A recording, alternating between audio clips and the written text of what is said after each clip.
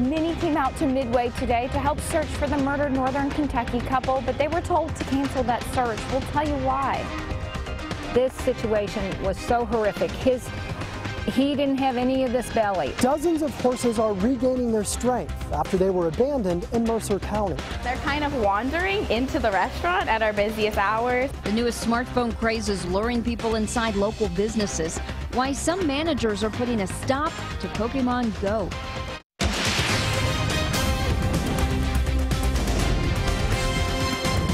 This is WKYT News. They are searching for their loved ones. You're watching WKYT. I'm Kristen Kennedy. Friends and family of two missing Northern Kentuckians have been searching for days for their bodies. Robert Jones and Crystal Warner went missing last week. Friday, police charged Craig Pennington with murder, but they still haven't recovered the bodies of Jones or Warner. WKYT's Caitlin Sentner was with search crews today, and she has our top story. Disappointing news as family and friends are told they wouldn't be searching a cornfield in Midway today. Family and friends still shocked at the news. Police are investigating this as a murder, but they want to give the couple a proper burial. They don't have a lot of answers right now. They wanted to search Midway near where the last cell phone ping came in, but canceled the search. A fraternity brother of Jones says the amount of land needing searched is overwhelming. I'm just looking at the topo map and realizing with the small amount of information that's come forward so far, how much ground there is to cover, and trying to find out where this Craig Pennington was originally from, and did he hunt, did he fish, is he familiar with the woods. More than 50 people came out today for the search. They'll search again when there's more information. In Woodford County, Caitlin Sentner, WKYT. State police are trying to find an area of concentration for a search. Lexington police are still looking for two men who broke into a home early Saturday morning. Police say the men threw a brick through the back door of a home on Sandersville Road and stole a laptop and a purse. The couple who lives there spotted one of the men trying to steal their car. We're told the victim held one of them at gunpoint. The other, the victim says, hit his wife with a getaway car. Police found the car abandoned on Winburn Drive. A police officer in Hardin County is recovering tonight from injuries he got while trying to arrest a man. Elizabethtown police say they tried to pull over some ATV drivers when one of them got away. Officer Ron Caffey tried to grab that driver, 34-year-old Alex Dow, but officers say Dow dragged him several feet before Caffey lost his grip. Emergency crews flew Caffey to a hospital with a head injury. Other officers arrested Dow. We have an update tonight on the animal cruelty case that sent shockwaves through the horse capital of the world. Several weeks ago, rescuers found 43 horses, most of them thoroughbreds, without food on a Mercer County farm. The man leasing the farm and his daughter, a well-known horse trainer, are facing charges. WKYT's Mark Barber visited the horses to see how they're recovering. When these horses were found on this farm here off of Martin Lane last month, some had nearly starved to death. Now, after 5 weeks of intensive care, the thoroughbreds are making a strong comeback. It's been horrendous, but it's been amazing to watch and see the change as well. The first time Angie Cheek saw these horses, they were emaciated sacks of skin stretched over frail bones. The difference is astounding. You can see it in their eyes. A team of volunteers and veterinarians are working around the clock to help them heal. We've seen these horses gain an average of anywhere from 75 to 150 pounds. Chuck Burrell, the man who owns the company that was leasing the farm, has been arrested and charged with 43 counts of second-degree animal cruelty. His daughter, Maria Burrell, is wanted on the same charges. She trained the horse that won the Breeders' Cup Sprint last year. If this case is not pursued and we lose it for some reason and the pressure's not kept on the county attorney, she will have every right legally to take these horses back. While they wait for the animal cruelty case to start making its way through court, they're relying on volunteers and donations to feed and care for these horses. They've given a lot, more than anybody could have ever asked them to give, so we owe it to them. Cheek says it will likely take a year for these horses to make a full recovery. She thinks it will take at least another 6 months for this case to go to trial. In Mercer County, Mark Barber, WKYT. If you want to volunteer your time or resources, we've put information on how to help up on our website, WKYT.com. We are wrapping up the weekend with some great summer weather, but the heat and humidity will return this week. WKYT meteorologist Jim Caldwell has an early look at the forecast. And we're going to be tracking more heat and humidity around here, starting with a little bit tomorrow. Not quite as much showing up out there today. Still some warm temperatures around average for this time of year. Low and mid 80s still hanging out with us here in this second half hour of 6 o'clock. So we're past 6:30. We are running in the low and mid 80s. Upper 70s even showing up there into Ashland. Problem is, we're going to take these temperatures we have out there now. We're going to add a few degrees, and we're also going to add a little more moisture. Our muggy meter the next few days here. Monday, it's up there a little bit, but when you're really going to notice it, Tuesday and Wednesday. Now, the thing that we'll be dealing with on Tuesday and Wednesday will be some showers and thunderstorms thrown into the mix as well. Get a taste of the first little blast of heat as we get into Monday. Daytime highs up to around 87 degrees here, and possibly even warmer in some spots. You can see the core of the heat just showing up in different locations out there. Now, as far as the focus of our forecast, here's what we're talking about. More than just heat and humidity, because we've got that daily threat of showers and thunderstorms returning to the area as well. I'll track it with the hour by hour coming up in just a few minutes. They are starting to say goodbye. Visitation is underway right now in Louisville for a Lexington firefighter. Matt Logsdon passed away last week after a battle with cancer. Today, people filled Highlands Funeral Home for his visitation. Firefighters told us they are grateful for Logsdon's courage, and they talked about his fight for Senate Bill 195, which provides death benefits for firefighters with certain types of cancer. It's devastating, just the type of person he is. He did a lot of charity work that he never bragged about on his 2 days off, and made sure like kids got toys and got signed up for toys at his school that were underprivileged, and but he never bragged about it, and that's just the type of person he was. And in this case, he was a heck of a fighter. Today's visitation runs through 9 at Highlands Funeral Home in Louisville. His funeral is tomorrow at 1 at Northeast Christian Church, also in Louisville. It is a game far more fun for fans than local business owners. Pokemon Go, a new smartphone game based on Nintendo characters, is now the top app in the app stores. The game encourages users to wander around, even if it means inside businesses in Lexington. WKYT's Sean Moody shows us why some are fed up. Ryan Martin is looking for a couple of water creatures. I always look for whatever the biggest fish is. So. He's still waiting on that first bite, but this isn't just about fish. I'm more interested in catching Pokemon at this point, yeah. Yeah, there are other creatures to catch, and they're popping up all over town. And we caught it. Basically, the more populated areas are where you're more likely to see Pokemon and other people playing Pokemon as well. So this is kind of how the map's laid out. Pokemon Go is tied to your phone's GPS. You walk around real-world locations to find the creatures and catch them on your phone screen.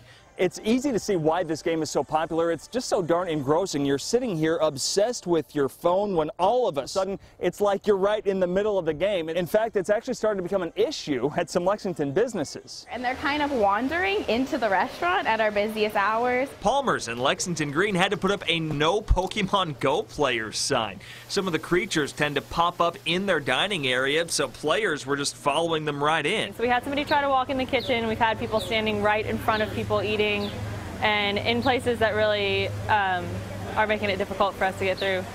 Even some of the workers and their families have gotten in on it. My brother came in here to eat, and I saw him playing the game, and I was like, oh. Now, for the most part, the Pokemon players are being considerate. They're enjoying meeting up with other people who share their passion. It's actually unbelievable how many people you see doing this. In fact, Ryan said it's getting hard to choose between Pokemon and the old rod and reel. Because the Pokemon are always there, the fish aren't there. In Lexington, Sean Moody, WKYT. Some users say the app is so popular right now, they're having trouble getting on its servers. Still to come on WKYT, lawmakers lend a hand. Why these men and women are taking a break from talking politics. Now, your hour-by-hour forecast with meteorologist Jim Caldwell. Mixed sun and cloud showing up with us for most of the day, and temperatures at some reasonable levels, at least right now. They're about to get a little warm, though, as we progress through the next few days. You can see what I'm seeing as we're gazing back toward the Hamburg area. A little traffic there, a few cars buzzing on by on Winchester Road. Temperatures at 84 degrees in Lexington. Humidity at 43%, not off the charts. We're catching winds out of the northwest because we had a front drop toward the south, so it opened up some relatively drier air than what we even had out here yesterday. more areas, a little more warmth that we're tracking out to our west, where you find 87, 86 degrees. The rest of us, though, central and eastern Kentucky, that's where you're going to find low to mid 80s, with that one reading in Ashland coming in right now at 79 degrees. Very pleasant stuff still hanging on out there for us today. And you can see why. Front hanging out to the south, it dropped through the area. Showers and thunderstorms are rushing up to meet it. But that's all they can do. They're not riding up and over and trying to make a move into Kentucky. Not the case out there for us today. Most of the activity will stay to our south. Even into your Monday. Monday's going to be the first chance we'll have another, at least remote possibility of tracking a shower or a thunderstorm across Kentucky. And the better chances are going to be closer to the Kentucky-Tennessee state line. A little more toward the north. I still think south of Richmond we run into an even smaller chance for Monday. Let's get there with the hour-by-hour forecast, shall we? So you can see exactly what we're talking about. There's one of those isolated showers, thunder showers trying to go up by around noontime, and then a few more into the early afternoon before they completely quieten down going into the evening and especially into Tuesday morning. But the rest of Tuesday will feature more chances of scattered showers and thunderstorms here in the area. Very typical pattern that we see this time of year. What we look at here as we go beyond Tuesday, there you see the scattered chances of showers and storms.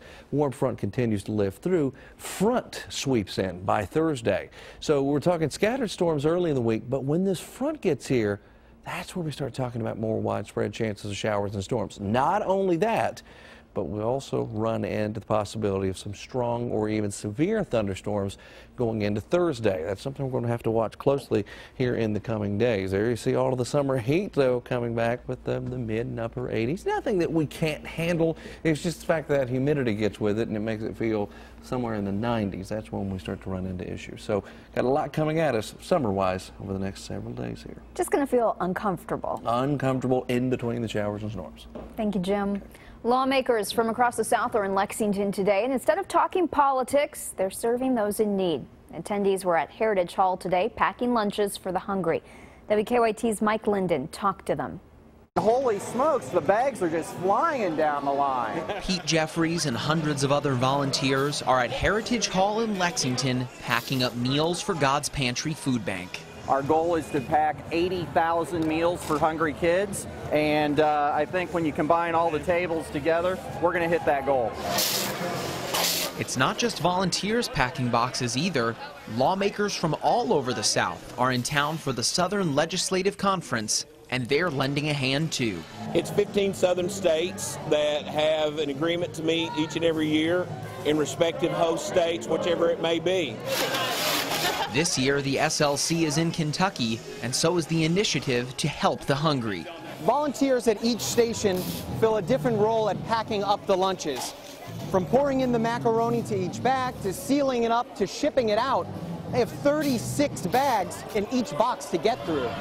The 80,000 meals will be distributed throughout 50 counties in Kentucky. We distributed about 25 million meals this past year. So there is tremendous need in Kentucky. The conference continues for the next few days, but for volunteers like Pete Jeffries, Sunday is the most important day of them all. Not a better way to kick off the actual conference than to give back to the community. In Lexington, Mike Linden. 1, 2, 3, 7! WKYT. Next year, the conference will be in Biloxi, Mississippi. Lee K's in next with sports with a big deal for a former Wildcat. Andrew Harrison had to earn an NBA contract today. He's done just that. I'll have the details after the break. And John Calipari is hot on the recruiting trail of some of the country's top talent. That's next in sports.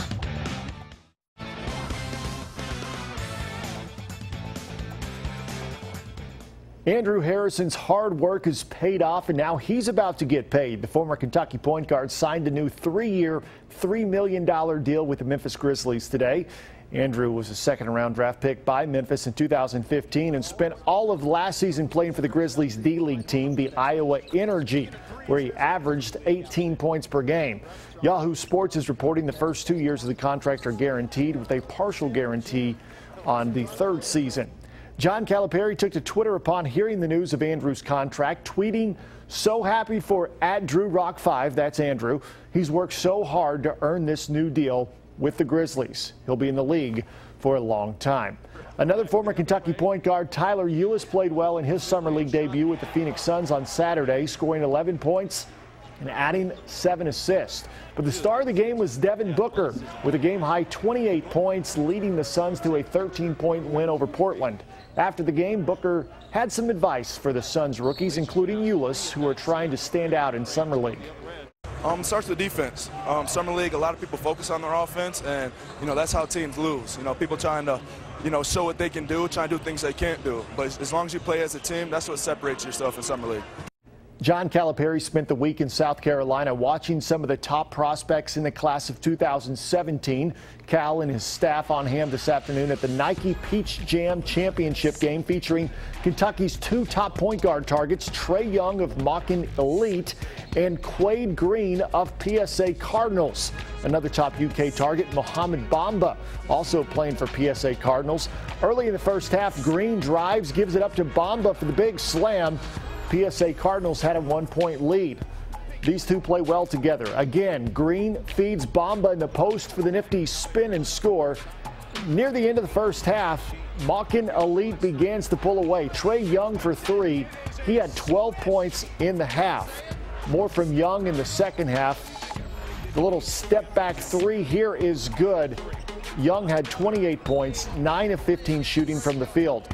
On the other end, Green, he drives. The pull-up jumper is good, plus the foul. Green finished with 9 points and 6 rebounds, but Young and Machin Elite win 93-65. On Saturday night, Brad Keselowski became the first 3-time winner at Kentucky Speedway, literally coasting to victory in the Quaker State 400. Keselowski had the lead with 2 laps to go when his car ran out of gas. Now his team had decided to gamble on the fuel tank, and it paid off. Keselowski able to coast the final 2 miles and hold off Carl Edwards for the win. He didn't even have enough fuel for a celebratory burnout. He had to be pushed off the track after the win.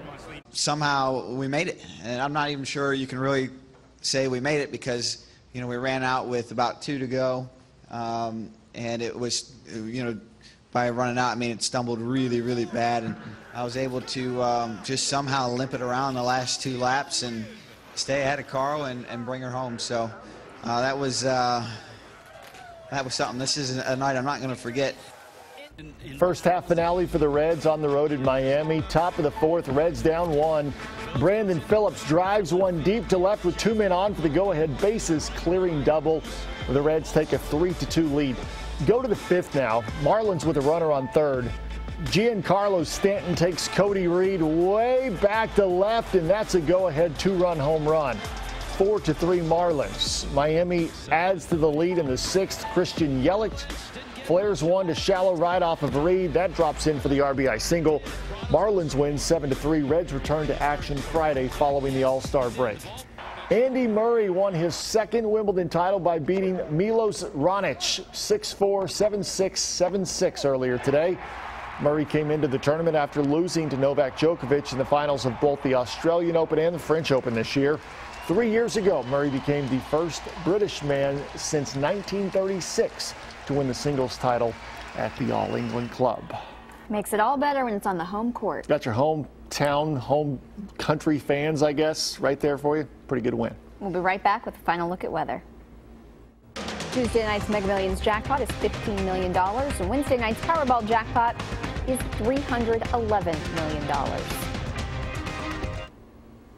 Looking at some mild temperatures today, not so mild tomorrow. It's going to start heating up again, and then we'll throw in the humidity. And we know what happens here in Kentucky in July when those two get together. Temperatures say 86, 87, 88. That's the general range here, I think, almost every single day. Well, it is. I just realized that. But the heat index, guys, is going to feel more like 90 when you are caught in between some of the showers. Hope you'll join us right back here on WKYT at 11. See you then.